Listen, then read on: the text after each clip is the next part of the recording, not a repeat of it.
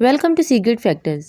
Friends, आप हैरान होंगे कि मैट्रिक क्लास का पहला इम्तिहान बरसगीर पाक व हिंद 1858 में हुआ और बरतानवी हुकूमत ने यह तय किया कि बरसगीर के लोग हमारी अकल से आधे होते हैं, इसलिए हमारे पास पासिंग मार्क्स 65 हैं तो बरसगीर वालों के लिए 32.5 होने चाहिए।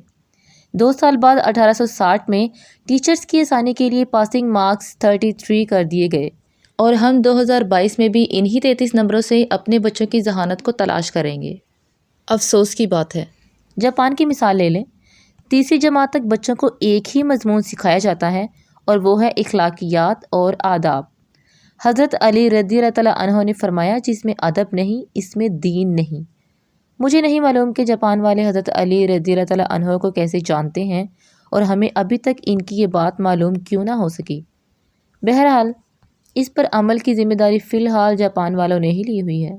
एक शख्स जापान गए और एयरपोर्ट पर पहुंचकर उन्होंने अपना तारुफ करवाया कि वो एक टीचर हैं और फिर इनको लगा कि शायद वो जापान के वज़ीर आज़म हैं। ये है कौमों की तरक्की और अरूजो ज़वाल का राज। अशफाक अहमद साहब को एक दफ़ा इटली में अदालत जाना पड़ा और उन्होंने भी अपना तारुफ करवाया कि मैं एक टीचर हूँ। वो कहते हैं कि जज समेत कोर्ट में मौजूद तमाम लोग अपनी नशिस्तों से खड़े हो गए। उस दिन मुझे मालूम हुआ कि कौमों की इज़्ज़त का राज टीचर्स की इज़्ज़त में है। आप यकीन करें, टीचर्स को इज़्ज़त वही कौम देती है जो तालीम को इज़्ज़त देती है और अपनी आने वाली नस्लों से प्यार करती है। जापान में माशरती अलूम नहीं पढ़ाई जाती क्योंकि ये सिखाने की चीज़ है और वो अपनी नस्लों को बहुत खूबी के साथ माशरत सिखा रहे हैं। जापान के स्कूलों में सफाई सुथराई के लिए बच्चे और टीचर्स खुद ही एहतमाम करते हैं।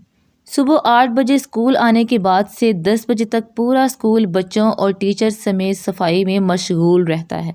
दूसरी तरफ आप हमारा तालीमी निज़ाम देखें जो सिर्फ नकल और छपाई पर मुश्तमिल है। हमारे बच्चे पब्लिशर्स बन चुके हैं।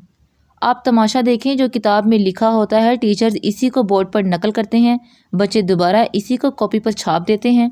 टीचर्स इसी नकलशुदा और छपे हुए मवाद को इम्तिहान में देते हैं, खुद ही अहम सवालों पर निशानात लिखवाते हैं और ख़ुद ही पेपर्स बनाते हैं और ख़ुद ही इसको चेक करके खुद नंबर भी लगा देते हैं।